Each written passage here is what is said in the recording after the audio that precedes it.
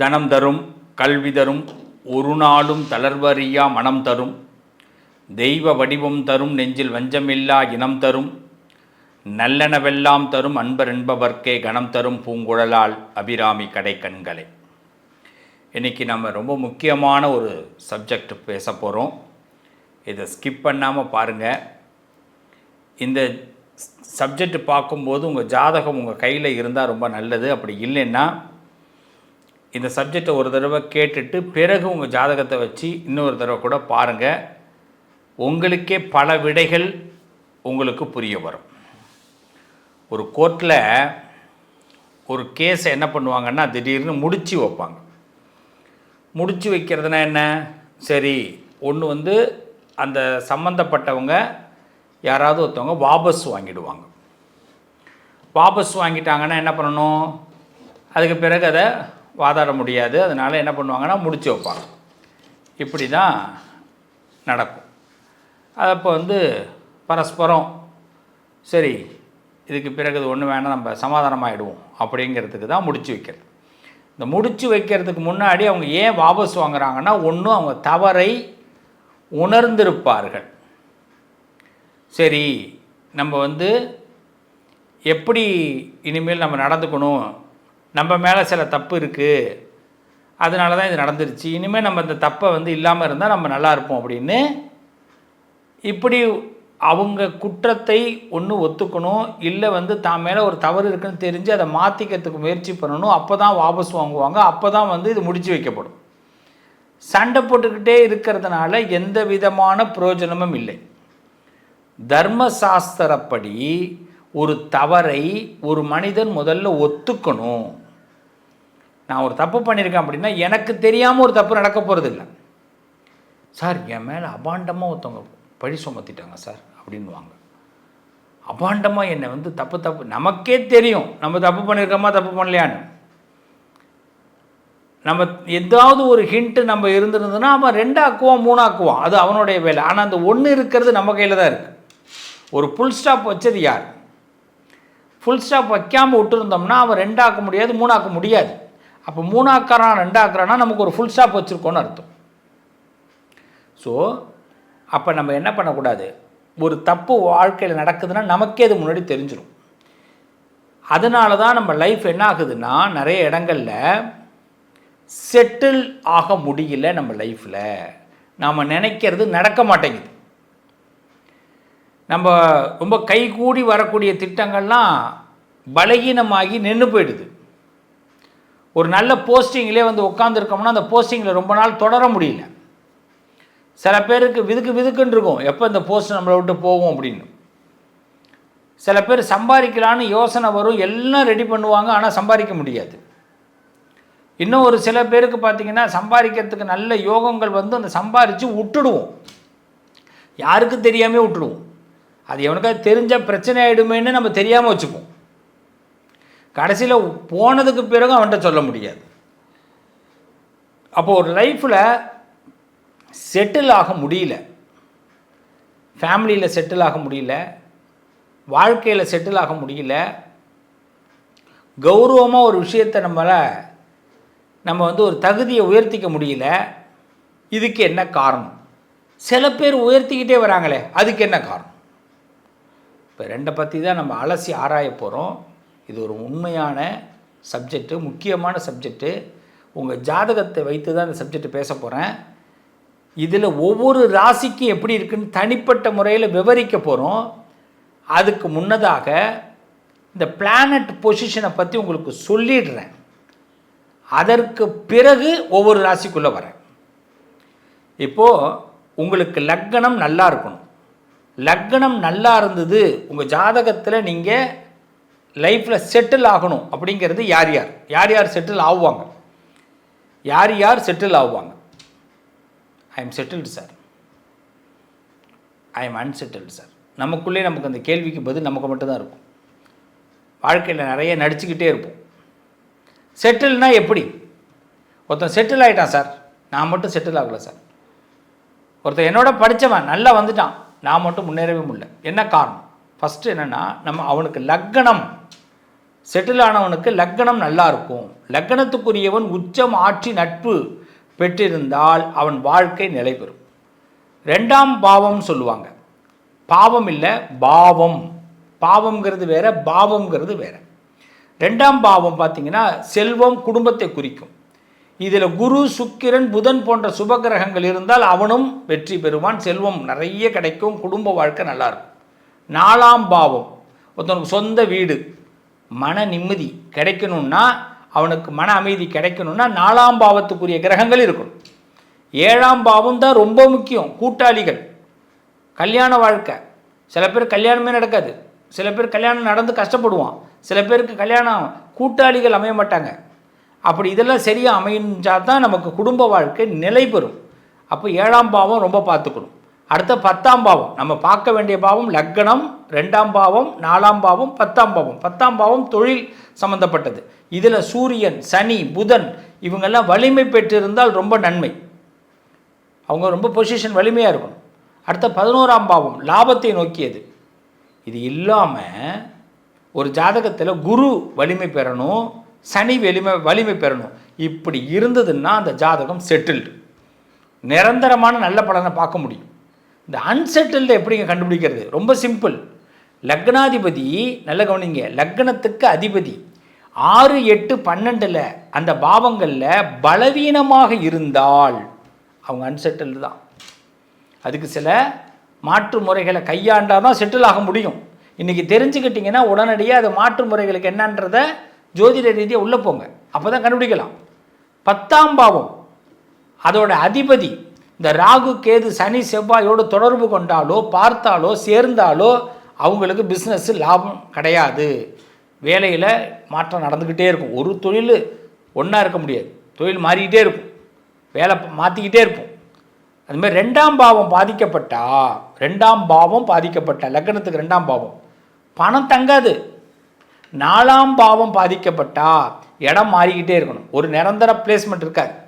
7ஆம் பாவம் பாதிக்கப்பட்டா இல்லற வாழ்க்கை நல்லா இருக்காது, கூட்டாளிகளோடு பிரச்சனை ஏற்படும், கூட்டாளிகளால் பிரச்சனை ஏற்படும். 8ஆம் பாவம் வலுப்பெற்று சுப பார்வை இல்லாமல் இருந்ததுன்னா எதிர் மாற்றங்கள் தான் நிறைய நடக்கும். முதல்ல நல்லது நடக்கிற மாதிரி நடந்து கவுத்து விட்டு போயிடும். அதாவது ஏற்றம் இறக்கம். இதை விட ரொம்ப முக்கியம் 12ஆம் பாவம் அதிகமாக செயல்பட்டதுன்னா அவங்களுக்கு அலைச்சல், செலவு, வெளிநாடு போயும் பிரயோஜனம் இல்லாமல் இருக்கும். ஸோ இதுதான் ஜோதிடத்தில் சிம்பிளாக நீங்கள் தெரிஞ்சிக்க வேண்டியது. இப்போது மேஷத்துக்கு எப்படி இருக்கும், ரிஷபத்துக்கு எப்படி இருக்கும், அது வரை மீனம் வரைக்கும் எப்படி இருக்குங்கிறத பற்றி உங்கள் ராசியில் நான் உங்களுக்கு நீங்கள் செட்டில் ஆகணும்னா உங்கள் கிரகங்கள் எப்படி இருக்கணும், அன்செட்டில் ஆகிறதுக்கு எப்படி இந்த கிரகங்கள் இருக்குங்கிறத பற்றி தெளிவுபடுத்த போகிறேன். வாங்க உள்ளே போவோம். வாழ்த்துக்கள். கன்னிராசிக்காரர்கள், கன்னிராசிக்காரர்களுக்கு எப்படி லைஃப் செட்டில் ஆகிறது, எப்படி அன்செட்டில் ஏன் ஆணுது, இதுதான் நம்ம பார்த்துக்கிட்டு இருக்கோம். இதில் செட்டில் ஆகிறதுக்கான வழி என்ன? முதல்ல எப்பயுமே இந்த தீர்ப்பெல்லாம் சொல்லுவாங்கள்ல, பொதுவாக கோர்ட்டில் சொல்லும்பொழுது, இல்லை பட்டிமன்றத்தில் தீர்ப்பு சொல்லும்போது என்ன தீர்ப்பு சொல்கிறாங்களோ அதுக்கு ஆப்போசிட்டை முதல்ல விளக்கிட்டு அப்புறமா தான் தீர்ப்பு சொல்கிற விஷயத்துக்கு வருவாங்க. அதுமாதிரி நம்ம முதல்ல செட்டில் ஆக முடியாத காரணங்கள், கன்னிராசியால் செட்டிலே ஆக முடியல சார், செட்டில் லைஃபே இல்லை, நினைக்கிறதெல்லாம் நடக்கவே மாட்டேங்குது, நானும் இத்தனை வயசாகிடுச்சு, நானும் என்னென்னமோ பண்ணி பார்க்குறேன், எல்லாம் ஃப்ளாப் ஆகுது சார் அப்படின்னு சொல்கிறவங்க யார் யார்?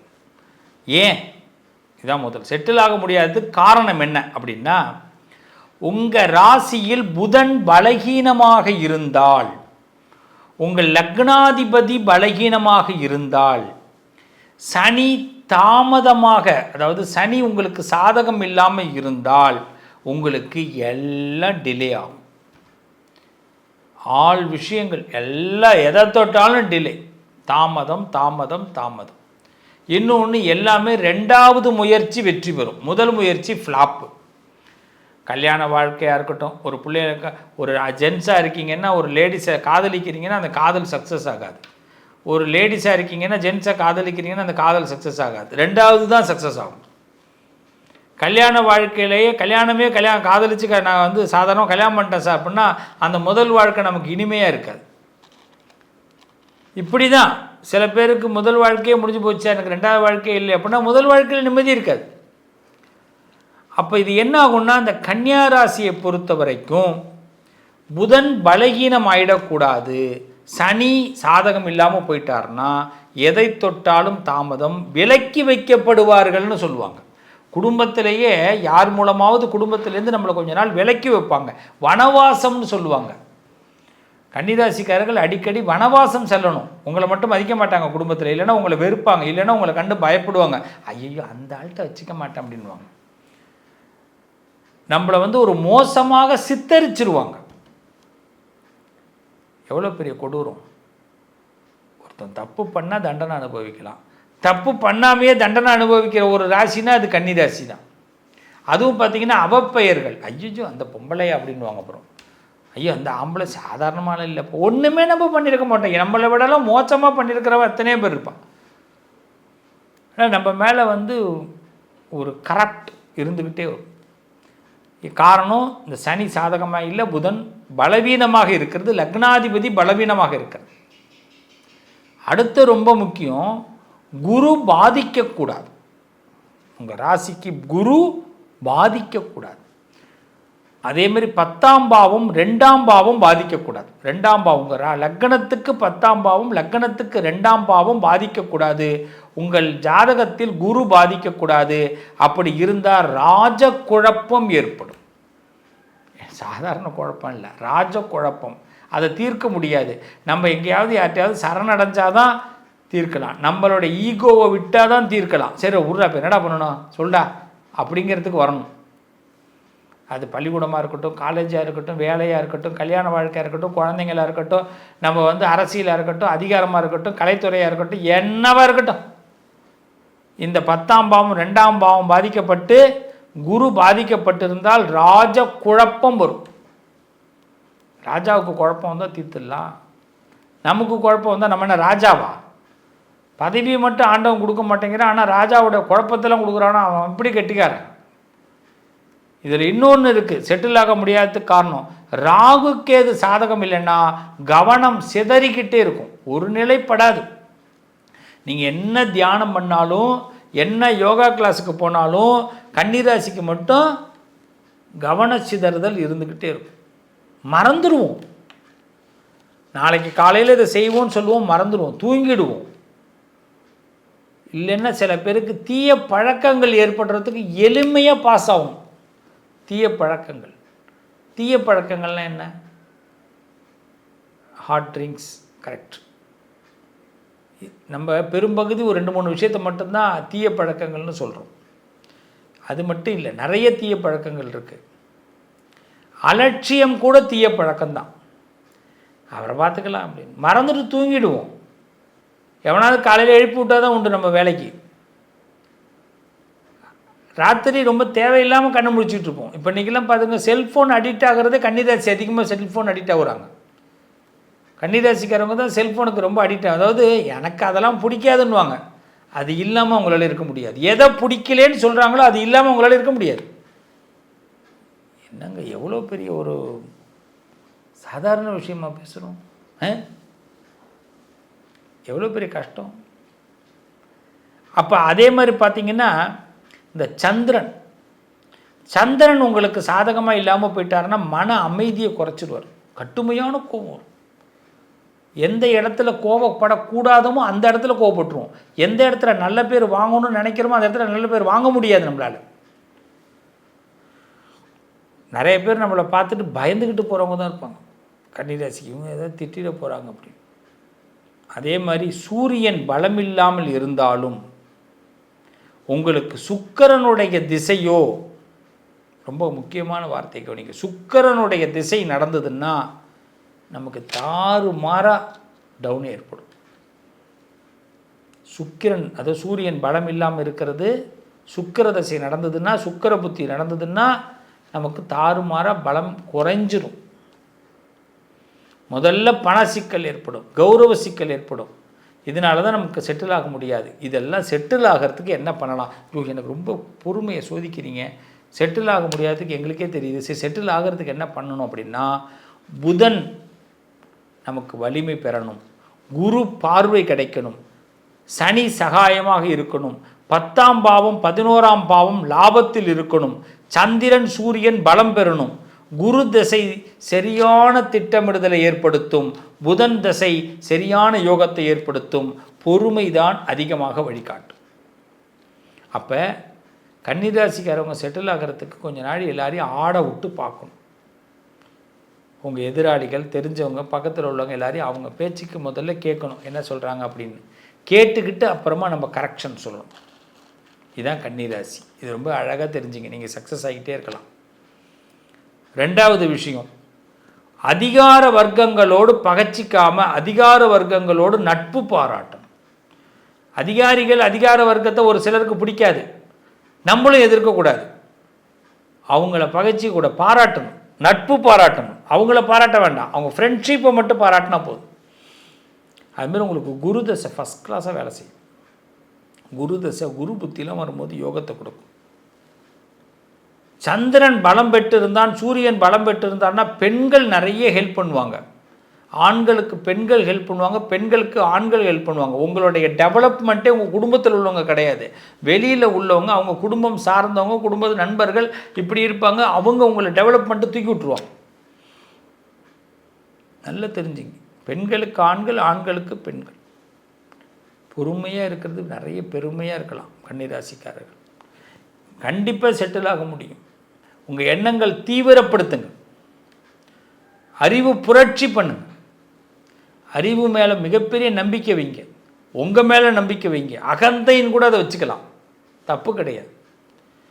நீங்கள் செட்டில் ஆகணும்னா விநாயகரை தொடர்ந்து வழிபாடு பண்ணுங்க, பிள்ளையாரை டெய்லி கும்பிடுங்க. பிள்ளையாரை கும்பிடாது மூச்சு டெய்லி விடுறோமில்ல, மூச்சு விடுறதை நிறுத்துகிற வரைக்கும் பிள்ளையாரை கும்பிடுங்க. புதன்கிழமை பெருமாளை வழிபாடு பண்ணுங்கள். பச்சை பயிறு தானம் கொடுங்க, பச்சை கலர் புடவை, பச்சை கலர் வஸ்திரங்கள் தானம் கொடுங்க, பச்சை பயிறு தானம் கொடுங்க. புதன்கிழமையில் கண்டிப்பாக நாராயண வழிபாடு பண்ணுங்கள். வாய்ப்பு கிடைச்சதுன்னா திருவெண்காடு புதன் ஸ்தலம் கண்டிப்பாக எல்லாரும் ஒரு தடவை போயிட்டு வாங்க. புதனுடைய காயத்ரி மந்திரத்தை டெய்லி சொல்லுங்கள், நீங்கள் கண்டிப்பாக செட்டில் ஆக முடியும். ஏன்னா உங்கள் புத்திசாலித்தனம் வேலை செய்யும். சார் நான் செட்டில் ஆகிட்டேன், அதை தக்க வச்சுக்கிறதுக்கு என்ன பண்ணலாம்? ரொம்ப சிம்பிளான ஐடியா. குழந்தைங்களுக்கு நோட்டு பேனா வாங்கி கொடுங்க, புத்தகம் வாங்கி கொடுங்க, நோட்டு பேனா வாங்கி கொடுங்க. தேவையற்ற விமர்சனத்தை தவிர்த்துருங்க. யாரை பற்றியும் நீங்கள் கமெண்ட் பண்ணாதீங்க. அதில் ரொம்ப தெளிவு, எவன் வேணாலும் எது வேணாலும் பண்ணிட்டு போட்டோம், நோ கமெண்ட்ஸ். எவனும் ஒழுக்கம் கிடையாது, எல்லாருக்கிட்டையும் ஒரு குறை இருக்குது. அதனால் தேவையற்ற விமர்சனத்தை, ஏன்னா உங்களுக்கு புத்திசாலித்தனம் அதிகம், அதனால் ஒருத்தவங்களுடைய தப்பு உங்கள் கண்ணுக்கு வந்து நிற்கும், அப்போ நம்ம அதை கண்டுக்கக்கூடாது. அதுமாரி டிசிப்ளினை கண்டிப்பாக கடைப்பிடிங்க. உங்களுக்குன்னு ஒரு டிசிப்ளின், ட்ரெஸ்ஸுலேருந்து உங்கள் ட்ரெஸ் கோட், அதுமாரி டைமிங், இந்த இதெல்லாம் டிசிப்ளின் கண்டுபிடிங்க. கரெக்டான டைம், கரெக்டான ட்ரெஸ், கரெக்டான ஸ்பீச், இதெல்லாம் ஒரு ஒழுக்கத்தோடைய அடிப்படை. அதுதான் உங்களை அடுத்த கட்டத்துக்கு கொண்டு போகும், வளர்ச்சிக்கு கொண்டு போகும். நீங்கள் எதிர்பார்த்த இந்த செட்டில்மெண்ட்டை தக்க வைக்கும். இதுதான் உண்மையான வார்த்தை. இதை மட்டும் நம்புங்க, நல்லது நடக்கும். உறவுகளே, நண்பர்களே, இந்த பதிவு நீங்கள் முழுசாக பார்த்துருப்பீங்க. உங்கள் ஜாதகத்தை நான் தெளிவாக உங்களுக்கு சொல்லியிருக்கிறேன். இதில் இப்போ முக்கியமாக 3 பரிகாரங்கள் சொல்ல போகிறேன். இதுதான் ரொம்ப முக்கியமானது, சக்தி வாய்ந்த பரிகாரங்கள். நீங்கள் செட்டில் ஆகிறதுக்காக, உங்கள் லைஃப்பில் நீங்கள் செட்டில் ஆகணுன்னா இதை மிஸ் பண்ணாமல் இந்த பரிகாரங்களை நீங்கள் கண்டிப்பாக கேளுங்க. இந்த பரிகாரம்தான் உங்கள் வாழ்க்கையில் கண்டிப்பாக, இது சக்தி வாய்ந்த பரிகாரம். இதை செஞ்சு பாருங்கள், நீங்கள் செட்டில் ஆவீங்க. வாழ்க்கையில் வெற்றிங்கிற ஒரு பாதையை கண்டிப்பாக உங்களால் பெற முடியும். ஒரு அரியாசனத்தை நீங்கள் பெற முடியும். ஃபஸ்ட்டு என்ன பண்ணணும், எல்லாருமே ஒவ்வொரு அமாவாசையிலும் முன்னோர்களுக்கு தர்ப்பணம் அல்லது இயன்ற அளவு இந்த நினைவு அஞ்சலி செய்து அன்னதானம் பண்ணுறது நல்லது. அமாவாசையை மிஸ் பண்ணாதீங்க யாரும், அமாவாசையை மிஸ் பண்ணாதீங்க. அமாவாசையில் முன்னோர்களுக்கு தர்ப்பணம் கொடுங்க. இயன்ற அளவு இந்த நினைவு அஞ்சலியிலாவது பெரிய முன்னோர்களோட நினைவஞ்சிகளில் அன்னதானம் செய்யுங்க, மறந்துடாதீங்க, செய்யுங்க. அதுமாரி ஒவ்வொரு பௌர்ணமியிலும் சிவன் கோயில், விஷ்ணு பெருமாள் கோவில், அம்மன் கோவில், அடுத்த முருகன் ஆலயத்தில் நெய் தீபம் ஏற்றி வழிபாடு பண்ணுங்கள். 2 நெய் தீபம், சிவாலயத்தில் 2 தீபம், விஷ்ணு ஆலயத்தில் 2 தீபம், அம்மன் ஆலயத்தில் 2 தீபம், முருகன் ஆலயத்தில் 2 தீபம் ஏற்றி வழிபாடு பண்ணுங்கள். மாதம் ஒரு முறையாவது அன்னதானம், அப்படி இல்லைன்னா கல்விக்கு உதவி. இன்னும் சொல்லப்போனால் நீங்கள் நவக்கிரக வழிபாடு இது அவசியம் செய்யுங்க. மாதத்தில் ஒரு நாள் நவக்கிரகத்துக்கு ஒரு அபிஷேகத்தை கொடுக்கலாம், இல்லை வழிபாடு செய்யுங்க. எந்த நாளில் வேணாலும் எடுத்துக்கலாம். ஒரு ஞாயிற்றுக்கிழமை கூட எடுத்துங்க, சூரியனுக்கு பிரதானமாக இதை மட்டும் செஞ்சுட்டு வாங்க. ஆனால் அன்னதானம், கல்விக்கு உதவி கண்டிப்பாக செய்யுங்க. இது சக்தி வாய்ந்த விஷயம். நம்ம வாழ்க்கையில் நிச்சயமாக நமக்கு ஒரு தசாபுத்தி, அந்தரம், கோச்சாரம் சாதகமாக இருக்கும் பட்சத்தில் நம்ம நிச்சயமாக செட்டில் ஆகிறது உறுதி. நம்ம எல்லோரும் ஒரு செட்டில்மெண்ட் லைஃபுக்குள்ளே வரப்போகிறோம். All the best. எல்லாருக்கும் வாழ்த்துக்கள். நீங்கள் எல்லோரும் செட்டில் ஆகிறத நான் கண்டிப்பாக பார்ப்பேன். நம்ம மீண்டும் உங்களை அடுத்த ஒரு நல்ல பதிவில் சந்திக்கிறேன். வாழ்த்துக்கள். நல்லதே நடக்கும். உங்கள் அதிர்ஷ்டத்திற்கான தீர்வு: கல்வி, பதவி, யோகம், தொழில் வளர்ச்சி பெருக.